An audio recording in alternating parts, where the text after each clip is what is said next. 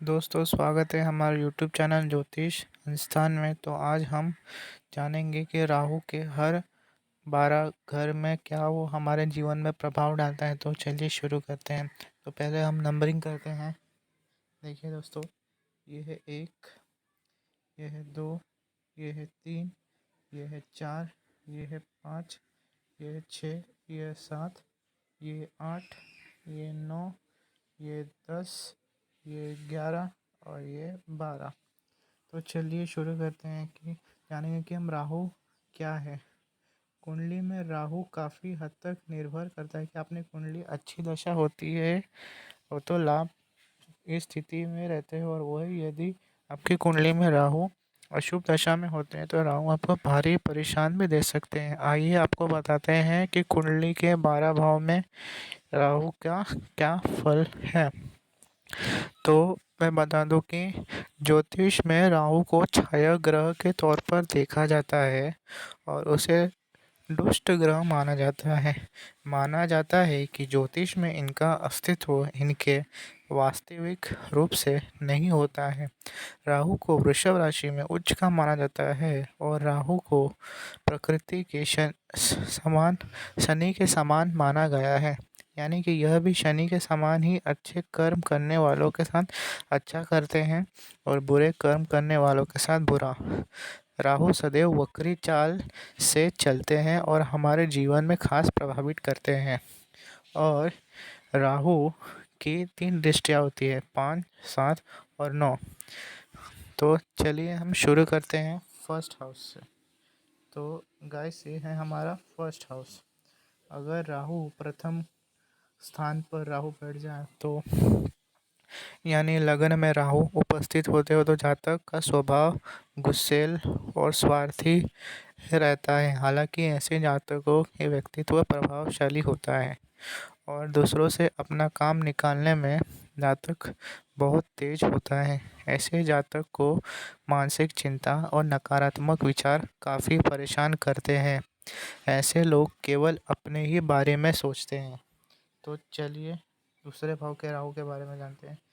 तो ये है द्वितीय भाव का राहु।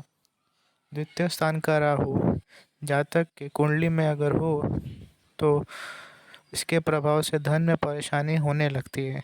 ऐसे लोग ज़रूरत से ज़्यादा बोलते हैं और शत्रुओं से लाभ प्राप्त करने वाले होते हैं। ऐसे जातक को अक्सर पेट से संबंधित समस्या रहती है। माना जाता है कि ऐसे जातकों में विपरीत लिंग के प्रति बेहद आकर्षण होता है। ऐसे जातक स्वभाव से घमंडी और बुरी संगत में रहने वाले माने जाते हैं। तो चलिए जानते हैं तृतीय भाव का राहु। अगर राहु तीसरे घर में बैठ जाए तो ऐसा जातक राजनीतिक और शैक्षिक मतलब शिक्षा के स्थान में वो बहुत बड़ी रुचि और सफलता प्राप्त करता है। ऐसा जातक पराक्रमी, बुद्धिजीवी और आशावादी होता है। कुंडली के इस भाव में राहु शुभ फलदायक माने जाते हैं। ऐसे लोग अपने जीवन का जो लक्ष्य तय करते हैं उसे प्राप्त करने में सफल होते हैं। रुकावटों के बावजूद से अपने मुकाम तक पहुंच जाते हैं। तो चलिए फोर्थ हाउस के राहु के बारे में जानते हैं। अगर राहु चतुर्थ भाव में बैठे हैं तो यह जमीन जायदाद में लाभ दर्शाता है, मगर साथ ही ऐसे जातकों के जीवन पर किसी न किसी वजह से असंतोष बना रहता है। ऐसे जातकों की कई बार पिता से भी अच्छे संबंध नहीं रहते हैं। ऐसे जातकों को धन लाभ तो होता है, परंतु फिर भी अपने धन का सुख नहीं भोग पाते।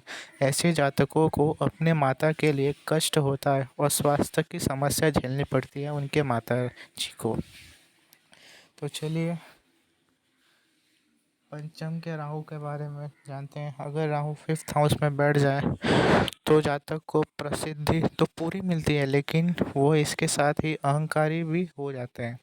ऐसे जातक कई बार अपने विद्या और व्यापार के लिए उचित विषय का चयन नहीं कर पाते और असमंजस में रहते हैं। ऐसे जातकों की पढ़ाई में बहुत प्रयास करना पड़ता है। ऐसे जातकों को 30 की उम्र के बाद पैसा मिलना शुरू होता है।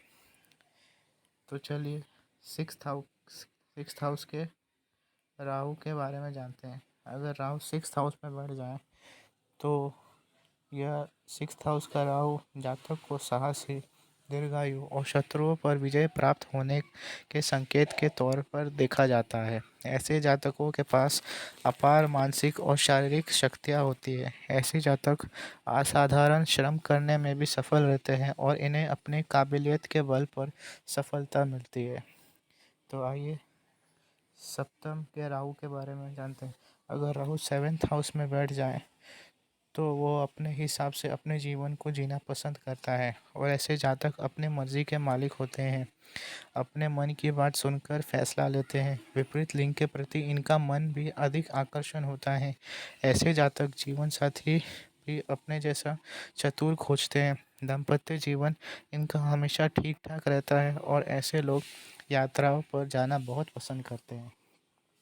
तो आइए अष्टम के अष्टम के राहु के बारे में जानते हैं। अगर राहु 8 हाउस में बैठ जाए तो जातक को मानसिक अवस्था के लिए हानिकारक हो सकता है। ऐसे जातक देखने में तो स्वस्थ लगते हैं लेकिन कई बार उन्हें कुछ गुप्त रोग या फिर पेट के रोग घेरे रहते हैं। कई बार परिवार के लोग भी इनकी अपेक्षा कर देते हैं। ऐसे जातकों अक्सर किसी के मर जाने के बाद उत्तराधिकार में धन प्राप्त होता है। ऐसे जातक धनी, धैर्यवान और समझदार होते हैं। तो आइए 9th हाउस के राहु के बारे में जानते हैं। अगर राहु नवम भाव में बैठा हो तो ऐसे जातकों के प्रकृति कई बार दुष्ट हो जाती है, मतलब उनके कैरेक्टर, और ऐसे जातक दूसरों को नुकसान पहुंचाने के बारे में सोचने लग जाते हैं। ऐसे जातक अक्सर जीवन में अपने उद्देश्य से भटक जाते हैं। ऐसे जातकों के कुटुंब में संबंध एकदम मध्यम होते हैं। कई बार ऐसे जातकों को व्यापार और नौकरी में धोखा खाना पड़ जाता है। ऐसे जातक दुखी, नास्तिक एवं भ्रमण करने वाले होते हैं। तो आइए दसम के राहु के बारे में जानते हैं।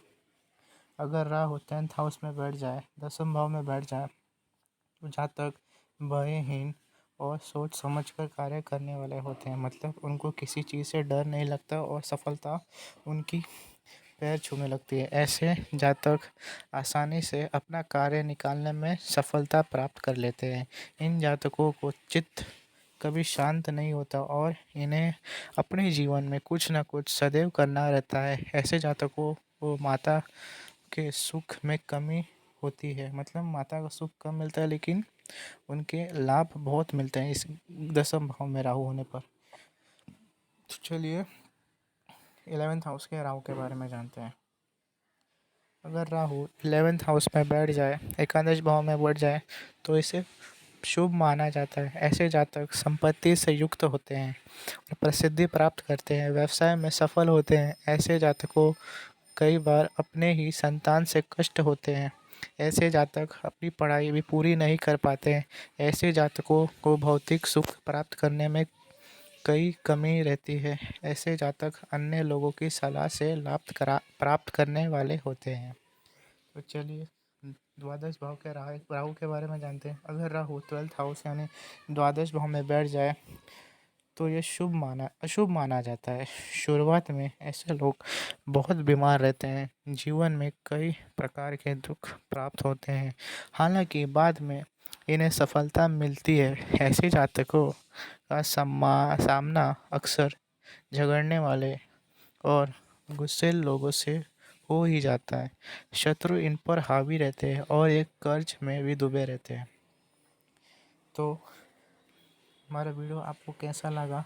अगर आपको अच्छा लगा तो इस चैनल को सब्सक्राइब कर दीजिए और इस वीडियो को लाइक कर दीजिए ताकि हम फर्दर आपको हर ग्रह के बारे में बता सकें कि हर 12 भाव में हर अलग अलग ग्रहों का क्या प्रभाव पड़ता है। तो भगवान आपका कल्याण करे। धन्यवाद इस वीडियो को देखने के लिए। जय हिंद।